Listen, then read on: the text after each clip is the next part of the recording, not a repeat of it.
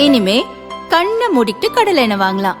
ஏன்னா மந்த்ரா கடலை எண்ணெய் இதயத்தின் தயாரிப்பு. வறுக்க பொரிக்க ஏன் எல்லா சமையலுக்கும் மந்த்ரா தான். மந்த்ரா கடலை எண்ணெய், அபார ருசி, ஆரோக்கியமான உடல் நலம்.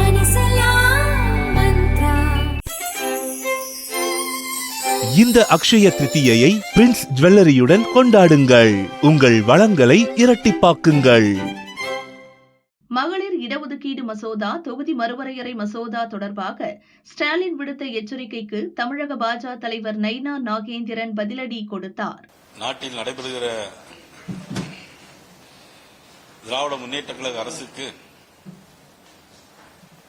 முடிவு கட்டுற தேர்தலாக 23ஆம் நடைபெற இருக்கிற தேர்தலில் தமிழகம் முழுவதும் பாரத பிரதமர் நரேந்திர மோடி அவர்களும் தமிழக தேசிய ஜனநாயக கூட்டணியுடைய தலைவர் வருங்கால முதலமைச்சரான இபிஎஸ் அவர்களும் மற்றும் உங்களுடைய தேசிய தலைவர்கள் நிதின் நபீன் அவர்கள் சாத்தூருக்கு வந்திருந்தார்கள். நாளைக்கு பாரத பிரதமர் நரேந்திர மோடி அவர்கள் கோயம்புத்தூர் நடைபெறுகிற பிரம்மாண்டமான கூட்டத்தில் அவர்கள் பேசுகிறார்கள். தேசிய ஜனநாயக கூட்டணியை ஆதரித்து ஏற்கனவே 2 தினங்களுக்கு முன்பால் நாகர்கோவிலில் அவர்கள் மிகப்பெரிய ஒரு ரோட் ஷோ நடத்தினார்கள். பாரத பிரதமர் நரேந்திர மோடி அவர்கள் மக்களுடைய எழுச்சியானது மிக பிரம்மாண்டமான முறையில், எதையும் எதிர்பார்க்காத வகையில் மிகப்பெரிய எழுச்சி அந்த ஒவ்வொருடைய முகங்களிலும் பார்க்க முடிந்தது. அது மாதிரி 19ஆம் தேதி நமது உள்துறை அமைச்சர் அமித்ஷாஜி அவர்கள் நமது மொடக்குறிச்சி தொகுதியிலே ரோட் ஷோ நடத்த இருக்கிறார்கள். சிவகிரி பகுதியில் ஒவ்வொரு மாநிலத்திலும் ஒரு 50% ஓர் கூட்டி அப்படி வரும்போது கிட்டத்தட்ட 850 இடங்கள் அதில் நிறைவு பெறும்.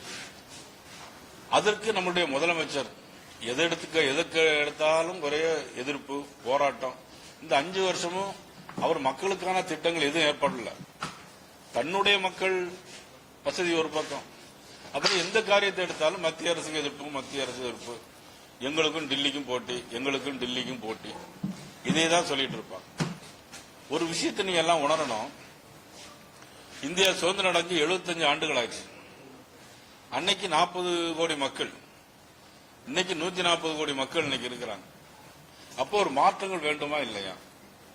பழைய காலத்தில் இருந்ததே அப்படியே வச்சு அரைச்சிட்டு போறதா அந்த வளரக்கூடிய மாநிலங்களுக்கும் பெண்களுக்கும் இடம் கொடுக்க வேண்டியது நம்முடைய காலத்தின் கட்டாயம் அவசியம். அதனுடைய அடிப்படையிலே தான் இந்த மாநிலங்களில் இந்த எண்ணிக்கை கூட்டப்படுகிறது. எல்லா மாநிலங்களிலும் சீராக கூட்டப்படுகிறது. நாங்கள் டெல்லிக்கு எதிராக போராடுவோம், எங்களுடைய பழைய சுயரூபத்தை காட்ட முடியும் அப்படின்லாம் சொன்னா, அப்ப அவங்க என்ன பழையபடி ரவுடிசம் பண்ண போறாங்களா? ஏற்கனவே எங்களுடைய தொல்லை தாங்க முடியல. டாஸ்மாகும் கஞ்சாவும் அது பயன்படுத்துறதும் எல்லாம் பண்றதுமே எல்லாம் திமுகவை சார்ந்தவர்கள் தான். ஆக இது ஒரு ஏமாற்று வேலையை இந்த திமுக அரசாங்கம் இன்னைக்கு கையில் எடுத்துக்கொண்டிருக்கிறது. இதில் பத்திரிகை நண்பர்கள், ஊடக நண்பர்கள் மக்களுக்கு தெளிவுபடுத்த வேண்டியது உங்களுடைய கடமையும் கூட.